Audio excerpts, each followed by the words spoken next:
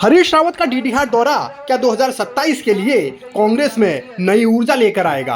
क्या हरीश रावत की ये यात्रा कांग्रेस का 33 साल का सूखा डीडीहाट में खत्म कर पाएगी? क्या हरीश रावत की इस यात्रा के बाद कांग्रेस के लिए एक नई मंजिल इंतजार कर रही है, या सियासी तौर पर यह महज एक दौरा ही रहेगा? फिलहाल कांग्रेस इस उम्मीद में है कि आने वाला वक्त अच्छा होगा और अब तैयारी 2027 की ही है। यहाँ जब गिरीश चुफाल जी के चुनाव में मैं यहाँ पर आया था तो मैंने आप सब लोगों से एक बहुत विनती और निवेदन किया था कि नगर पालिका चुनाव में गिरीश चुफाल जी को जिताकर मेरे पिताजी को यहाँ मलयनाथ स्वामी की धूनी में आने का अवसर दीजिए ताकि आप लोगों के साथ भेंट घाट कर सके।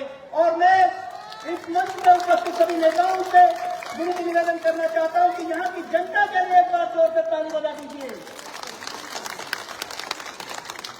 अब चूंकि ये दिल मांगे मोर, नगर पालिका में तो जीत गए, लेकिन अब यहाँ आप लोगों के जोश और उत्साह को देख करके ये मेरा दिल फिर से एक मांग और करने की कह रहा है कि 2027 में आप लोग कांग्रेस को इस विधानसभा सीट से जिता करके भेजिए, ताकि इस बार तो पिताजी भेंट घाट करने के लिए आए हैं और 2027 में जब कांग्रेस का विधायक यहां से जीतेगा तो पिताजी को आप लोगों की सेवा करने का मौका भी मिलेगा।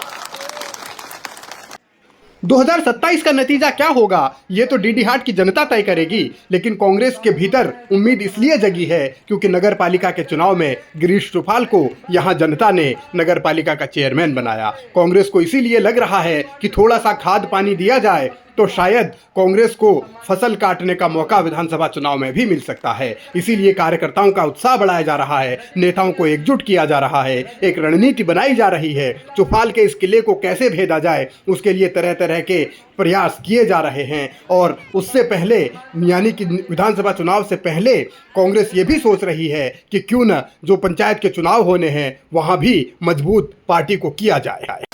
आपने हम सब की आवाज सुनी और उदाहरण के तौर पे आपने नगर पालिका के चेयरमैन के रूप में भाई गिरीश चुफाल जी को विजय बनाने का काम किया। फिर निवेदन करने आया हूं, ज्यादा दूर नहीं है पंचायत का चुनाव, क्योंकि सरकार बनती है गांव के पंचायत से। अब की बार आपको ब्लॉक प्रमुख के रूप में डीडीहाट में कांग्रेस के व्यक्ति को प्रमुख बनाना है। वो कैंडिडेट आपका होगा, लेकिन कांग्रेस के झंडे के तले आप ब्लॉक प्रमुख बनाने का काम करिए। मैं वादा कर रहा हूं इस डीडीहाट के विकास को पहिया लगाने का काम हम करेंगे, क्योंकि मैं देखता हूं कि ब्लॉक में भी सारे वही लोग बैठे हैं जिन्होंने इस डीडीहाट को 33 साल तक लूट खरोचने का काम किया। डीडीहाट में अपनी जड़ें मजबूत करने की कोशिशें कांग्रेस ने लगातार की तो हैं, लेकिन कामयाब नहीं हुई। अब निकाय चुनाव के बाद हालात बदलने का दावा किया जा रहा है और यही बात कही जा रही है कि पंचायत चुनाव में भी युवाओं को मौका दिया जाएगा। कौन क्या बनेगा ये कहा नहीं जा सकता, लेकिन हरीश रावत ने यहाँ जो तेवर दिखाए, जो अंदाज दिखाया, उसके बाद ये लग रहा है कि कांग्रेस कार्यकर्ताओं में जोश भरने की कोशिश है, लेकिन उसमें कामयाबी कितनी मिलेगी ये भी कहना अभी जल्दबाजी होगी। लेकिन हरीश धामी का धमकाने वाला अंदाज सियासी तौर पर एक बार फिर सुर्खियों में जरूर है।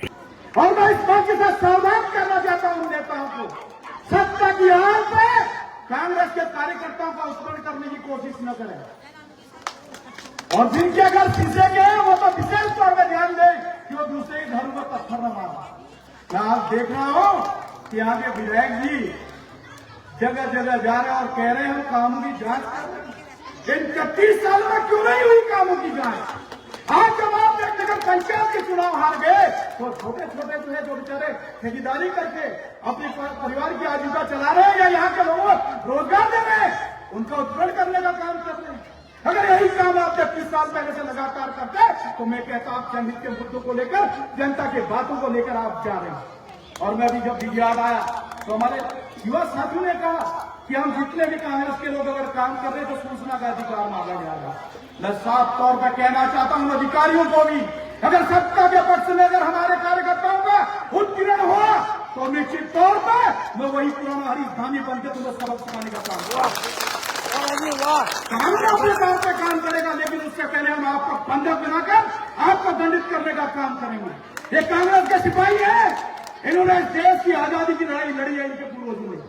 ये कोई आपके भाजपा के जो है माफी वीर के सैनिक नहीं है, जिन्होंने देश की आजादी के समय में अंग्रेजों से जो है बार बार माफी मांगने का काम किया और अंग्रेजों का मुखबिर बनने का काम किया।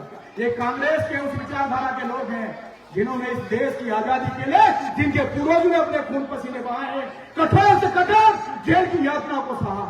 तो मैं सावधान करना चाहता हूं साथियों को, कांग्रेस के अगर किसी कार्यकर्ता का अगर आपने बाल भी फाड़ा तो हम आपका गर्दन उठाने का काम करेंगे।